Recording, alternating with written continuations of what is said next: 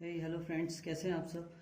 आज हम binomial theorem के कुछ सवाल सॉल्व करने जा रहे हैं और ये भी हम ट्रिक के मीडियम से सॉल्व करेंगे। और देखिए आप इसको कैसे हम सॉल्व कर सकते हैं इजीली। बहुत बहुत बड़े बड़े जो लेंथी सवाल होते हैं। तो बाइनोमियल थ्योरम का हमारा पहला सवाल इन्होंने दे रखा है यहाँ पर। ये इन्होंने कहा है कि हमको निकालना है फिफ्थ टर्म। तो फिफ्थ टर्म हमें निकालनी है। Fifth term, find the fifth term. और एक एक्सपेंशन दे रखा है हमें, ये 2x/3 -3/2x। ठीक है, और इसकी होल पावर इन्होंने 6 कहा है। ठीक है, तो इसकी जब फिफ्थ टर्म हमको फाइंड करनी है। तो फिफ्थ टर्म फाइंड करने के लिए हमें T5 फाइंड करनी है।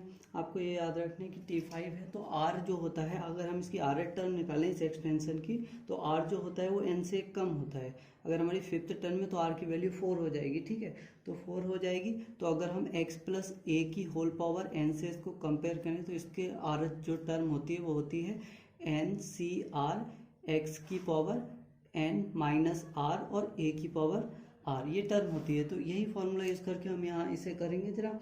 तो यहाँ पर क्या होता है, देखिए n तो ये हो जाएगा 6, ये होता है फॉर्मूला NCR। r की वैल्यू क्या हो जाएगी, 5 से कम हो जाएगी, 4 हो जाएगी NCR। और x की जगह पे ये है x+a, तो x की पावर n माइनस r यानी 6 - 4, और a की पावर r यानी कि 3/2x a की जगह है, और इसकी पावर r की जगह कितना है हमारा 4। ठीक है फ्रेंड, तो ये हो जाएगा हमारा। इसको थोड़ा सा अगर हम सॉर्ट आउट करें तो हम क्या कहेंगे यहाँ से 6c4, जैसे कि हम पहले वाले मेथड से यूज़ कर लेते हैं इसको। आपको ये पता है NCR = NC n minus r होता है। हम इसको इसमें से सब्सट्रैक्ट करके भी लिख सकते हैं, मतलब 6c4 को हम ये लिख सकते हैं, 4 में 6 में से 4 गया तो 2, तो इसको 2 भी लिख सकते हैं हम। इसको हम इसलिए लिख रहे हैं क्योंकि हमें 6c2 को बहुत आसानी से सॉल्व कर सकते हैं, क्योंकि जितनी यहाँ कम हो जाए वो वैल्यू आसानी से हम सॉल्व कर पाएंगे। अभी हम देखेंगे 6 में से 4 गया 2, और 3 ये हो जाएगा आपका 2x, और इसकी पावर हो जाएगी 4।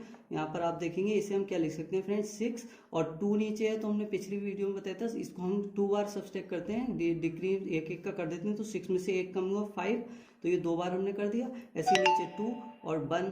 ठीक है, 2 को बैकवर्ड हम एक एक घटा के लिख सकते हैं, तो 2 और फिर 1 हो जाएगा। 2 3 × 6, और यहाँ से क्या बचा आपका 2 2 × 4 हो जाएगा, और ये x² और 3 3 × 9 हो जाएगी। यहाँ पर आप देखेंगे 3 3 × 9, 9 से ये 81 आ जाएगा आपका, और ये 2 2 × 4 ये 16 आ जाएगा आपका, और ये x की पावर कितनी आ जाएगी, 4 आ जाएगी।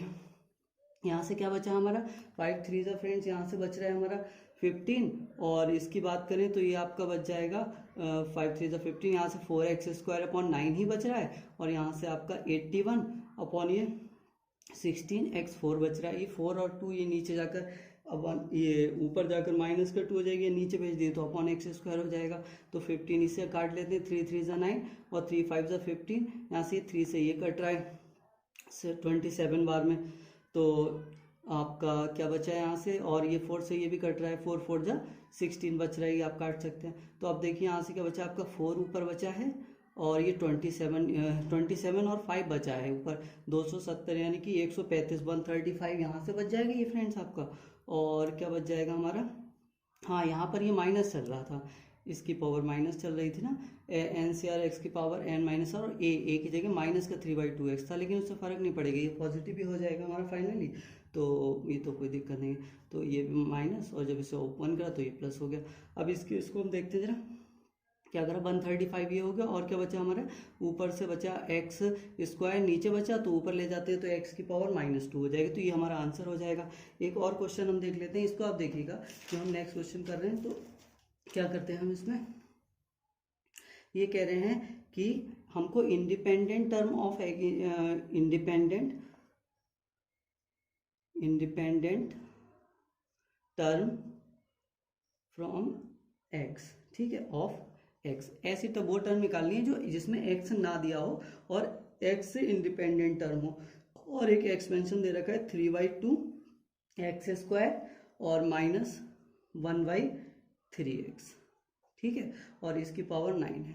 इसे फ्रेंड्स अगर हम नॉर्मली मेथड से करें तो हम क्या करते हैं, इसमें इसकी rth टर्म निकालते हैं, फिर rth टर्म में x की जो पावर होती है उसको हम इक्वल रखते हैं 0 के, फिर इक्वेशन बनती है तो उससे x की वैल्यू निकालते हैं। हमें वो कुछ नहीं करना, हम डायरेक्ट यहाँ से r की वैल्यू फाइंड कर सकते हैं। तो उसके लिए आप देखिए हम क्या करेंगे, हम क्या करते हैं, इस जो पावर है x प्लस a की पावर n का अगर ये फॉर्म का है तो हम इसकी जो पावर n है उसकी मल्टीप्लाई आगे कर देते हैं जितनी भी पावर दे रखी है x की।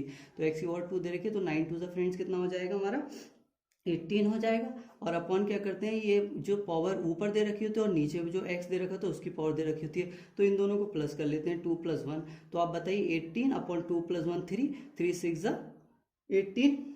तो यहाँ से डायरेक्ट हम r की वैल्यू इतनी जल्द आसानी से निकाल सकते हैं, हमें कोई भी यहाँ पर इक्वेशन बनाने की जरूरत नहीं थी। और जब r की वैल्यू निकल जाए तो हमें पता है कि जो हमें ये जो r की वैल्यू 6 हो गई, तो यानी कि वो जो टर्म होगी वो इससे ज़्यादा होगी, 7 टर्म होगी। अगर हमसे ये पूछ ले कि कौन सी टर्म होगी जो x से इंडिपेंडेंट 7 टर्म होगी और उससे निकालना है, तो हम वही फॉर्मूला लगा लेते हैं NCR, x की पावर n - r a की पावर r। तो NCR यानी कि n की जगह हो जाएगा हमारा कितना फ्रेंड्स, तो n की जगह तो यहाँ पर यही है हमारा 9, और सी आर की जगह कितना हो जाएगा, यहाँ से 6 लगा देंगे NCR, और x की जगह है यहाँ पर 3x² 2 NCR, x की पावर n - r 9 - 6 कितना हो जाएगा 3, और a की पावर r, a की जगह 1/3x, और इसकी पावर r यानी 6 हो जाएगा। ठीक है फ्रेंड्स, इतना हो जाएगा। अच्छा, आप यहाँ से देखेंगे 3 × 2 = 6, और ये 6 ये तो कट ही जाएगा, तो x को हमें लिखने की जरूरत भी नहीं है, इससे x से ये x हट जाएगा पावर में। और आप देखिए 9 6 को हम क्या लिख सकते हैं यहाँ से, तो आप ये इसे भी वैसे ही लिख लीजिए 9c 6 को हम क्या ऐसे भी तो लिख सकते हैं, हमने कहा इसे घटाकर भी लिख सकते हैं, जैसे 9c 6 है तो 9 में से 6 गया 3 लिख सकते हैं। ठीक है, अब इसको हम सॉल्व कर लेते हैं, ये इन दोनों की वैल्यू सेम ही होगी, तो 9c 3 9, हम 3 बार सब्सट्रैक्ट कर लेते हैं एक एक, तो 9 में से 1 गया 8, इंटू 8 में से 1 गया 7, तो हमने 3 बार घटा ली क्योंकि 3 नीचे लिखा था, और 3 को हम रिवर्स काउंट में लिख लेते हैं 3 2 और 1। अब देखिए 3 3 = 9 और 2 4 = 8, ये कट गया फ्रेंड्स। यहाँ पर देखिए 3 का क्यूब आपका 27, ये 8 हो जाएगा, और ये आपका माइनस तो प्लस हो जाएगा। और इसकी बात करें तो यहाँ से 3 की पावर 6, तो यहाँ से 3 की पावर 3 × 3 की पावर 3 लिख लेते हैं, इस 3 की पावर 3 से ही कैंसिल आउट कर देते हैं। ठीक है, तो अब देखिए आप कितना बचा यहाँ से, 3 4 = 12, 12 8 7 = 84, ये तो यहाँ से आ गया, और इंटू 1/8 हो गया, 8 हो गया, बल्कि ये भी कट ही रहा था, कोई बात नहीं। तो अब ये 1/27 हो गया। ठीक है, तो ये हो गया हमारा इसकी वैल्यू। अब हम यहाँ से थोड़ा और देख लेते हैं, यहाँ 4 2 = 8, 4 2 = 8, 4 1 = 4। ठीक है, ये हो गया, और ये 3 से कट रहा है, 3 7 और 3 9, तो यानी 7 कितना आ जाएगा हमारा 9 आ जाएगा ये। तो इसकी वैल्यू कितनी आ जाएगी आपकी 9, और ये 2 भी बचा है, यहाँ से 9 2 = 18 हो जाएगा। ठीक है फ्रेंड्स, तो हम इतनी आसानी से यहाँ से r की वैल्यू फाइंड करके आसानी से निकाल सकते हैं। तो आप भी इसको ऐसे ही करिएगा, अगर ना समझ में आए तो वीडियो को 1 बार 2 बार 3 बार देख लीजिएगा। और हम क्या करते हैं, बस खाली इस पावर की मल्टीप्लाई आगे करते हैं और नीचे इन दोनों के सम से इसको डिवाइड कर देते हैं, यहाँ पर वैल्यू आ जाएगी। एक और क्वेश्चन देखिएगा लास्ट, तो इस क्वेश्चन में हमसे क्या कह रहा था, ये क्वेश्चन में हमसे फ्रेंड्स कह रहा है, मान लीजिए यहाँ पर हमको निकालनी है कि कोफिशिएंट, ठीक है, तो हमको यहाँ पर निकालना है कोफिशिएंट ऑफ x²। ठीक है, ये भी सेम इसी के जैसा है, बस इसमें x² की कोफिशिएंट वहाँ पर x से इंडिपेंडेंट का निकालना। तो यहाँ पर क्या करेंगे, x² का अगर निकालना हो हमको, कोई भी एक्सपेंशन दे रखा हो x + a की पावर n की फॉर्म में, तो ये दे रखा है हमको, तो इसमें हमें निकालना है x² का कोफिशिएंट। तो फटाफट से कैसे निकाल देंगे x² का कोफिशिएंट, इसके लिए भी हम वही करेंगे, बस इसमें थोड़ा सा एक टर्म ये ऐड हो जाएगी कि r की वैल्यू हम कैसे निकालेंगे, इस 6 की मल्टीप्लाई आगे, यानी 1 है यहाँ पर, तो 6 1 = 1 तो होगा ही होगा। ठीक है, ये जो जिसके पावर का हमें निकालना होता है उसको सब्सट्रैक्ट कर देते हैं, वहाँ पर x से इंडिपेंडेंट निकालना था तो 0 सब्सट्रैक्ट कर रहे तो कोई फर्क नहीं पड़ रहा था, ऐसे समझ लीजिए। तो और यहाँ पर 2 है तो 2 को हमें करना पड़ेगा, सबसे 2 को हम सब्सट्रैक्ट कर देते हैं और क्या करते हैं, नीचे वही इन दोनों के सम से डिवाइड कर देते हैं। जैसे 1 यहाँ है 1 यहाँ है, 1 + 1 कितना हो जाएगा 2 हो जाएगा। ठीक है फ्रेंड्स, इन दोनों के सम से, इन दोनों का जो होता है वो सम हो जाता है, सम से इसको डिवाइड करते हैं, तो 6 2 हो जाए, 6 में से 2 गया 4 और वो 0.2, तो r की वैल्यू कितनी आ गई फ्रेंड 2 आ गई यहाँ से, तो r की वैल्यू 2 आ गई, यानी r जब 2 हो जाएगा तो अब हम निकाल लेते हैं t2 यानी कि t3 टर्म होगी, थर्ड टर्म होगी उसकी। तो NCR n कितना है, तो n तो ऊपर वाला 6 हो जाएगा ये वाला, और c r की वैल्यू हमने निकाली हुई है NCR, और x की जगह पर हम रख देते हैं 3x, x की पावर n माइनस आर यानी 6 माइनस आर की जगह 2, NCR x की पावर n माइनस आर, और a की जगह हो जाएगा -1/x, और a की पावर r की जगह हो जाएगा 2। ठीक है फ्रेंड्स, अब देख लीजिए आप इसको निकालेंगे तो 6 × 5 रिवर्स 2 तक 2 बार, और इसे 2 × 1 लिख सकते हैं।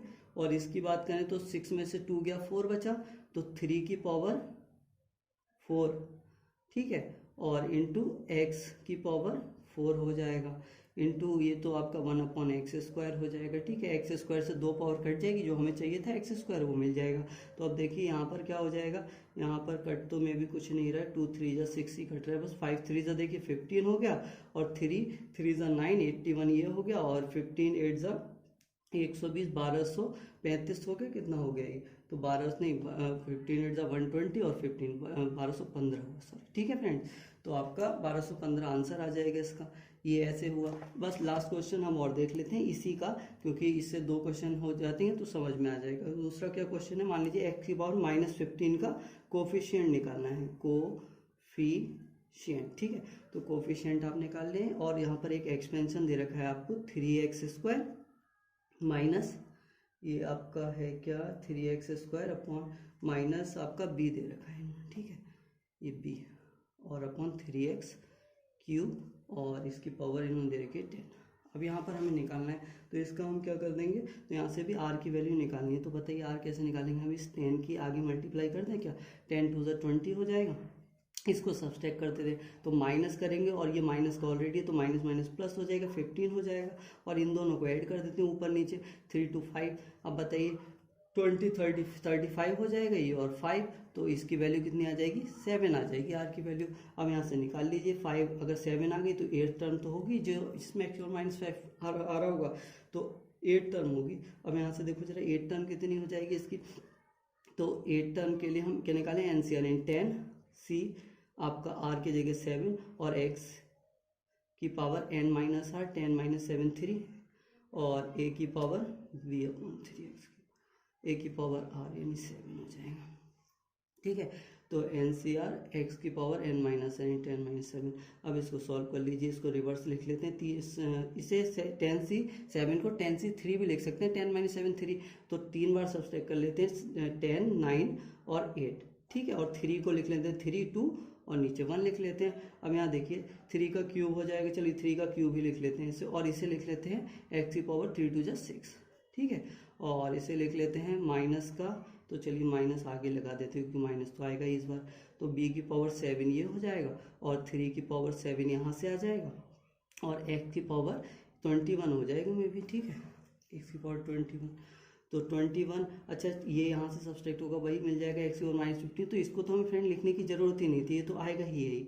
ठीक है, तो यहाँ पर देखिए अब यहाँ पे 3 की पावर 7 थी, तो अगर ये 3 पावर तो ये कट जाएंगे, और 2 पावर ये होगी 3 3 जा 9, 3 2 5 5 ये कट गई, तो यहाँ से आपकी 3 की पावर कितनी बची, यहाँ से केवल 2 ही तो बची, तो 2 ये बच गई पावर, और यहाँ से आप देखें तो कुछ कट रहा है क्या, 3 2 5 जा 10, और यहाँ से बाकी हमारा हमें भी कुछ नहीं कट रहा, तो हमारा कितना बच गया, यहाँ से ये माइनस तो ये बच गया, और 5 8 जा 40 हो गया।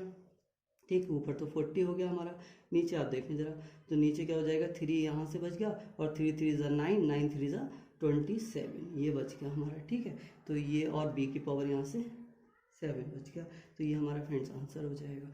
ठीक है फ्रेंड्स, और ऐसी ही और वीडियो पाने के लिए और हमें लाइक और सब्सक्राइब करें और शेयर करें, जिससे कि हमारे सब्सक्राइबर जल्दी हो सकें, और जिससे कि हमारी जो नीडेड स्टूडेंट हैं वो हमारी क्लास को रेगुलर अटेंड करने के लिए यहाँ पर अवेलेबल हो सके। हम 1 दिसंबर से अपना बैच स्टार्ट करने जा रहे हैं, जिसमें शेड्यूल क्लासेस आपको मिलेंगी। Thank you class.